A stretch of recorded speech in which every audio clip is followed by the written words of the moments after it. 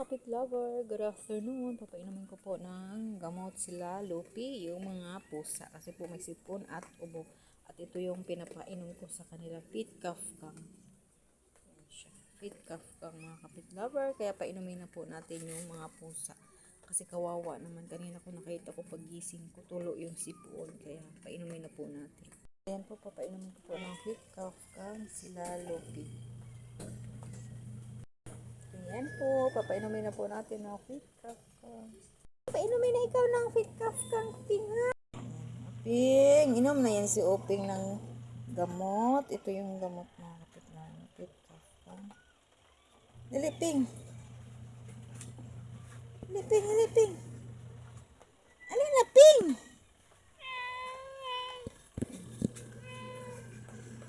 Takot. Ganito lang magpainom ng pusa para hindi po kayo makagat. Ganito lang.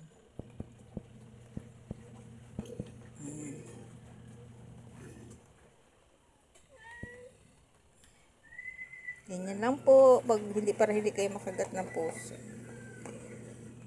Yan. Tinakpan na. Yan lang po. Ito sila. Diba?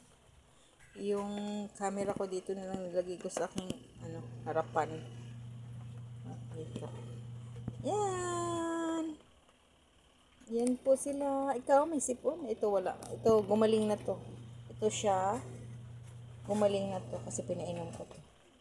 Kasi ito hindi to si Brooks, hindi masyadong hindi siya sakitin na pusa. Ito lang si Lupi, sakitin. Sipon, ubo, ito hindi. Mano to si Brooks.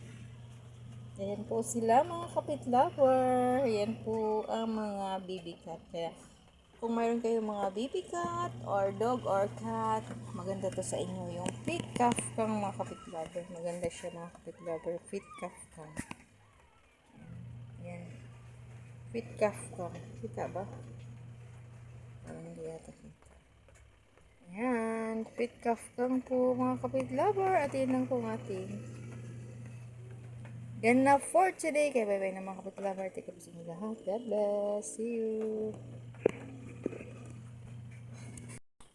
Tapos na uminom si Uping. Tapos na yan. Uminom. Ito naman si Inad. Si Minad pala. Ito yung pinakamatanda. Tinan niya. Parang laging nakasimangot. Si Minad. Mga babait po. Ito buntis. Yan. Si Buntit yan. Si Buntit yan. Laki ng tiyan. Ito po yan sila na pusa. Kaya yan lang po.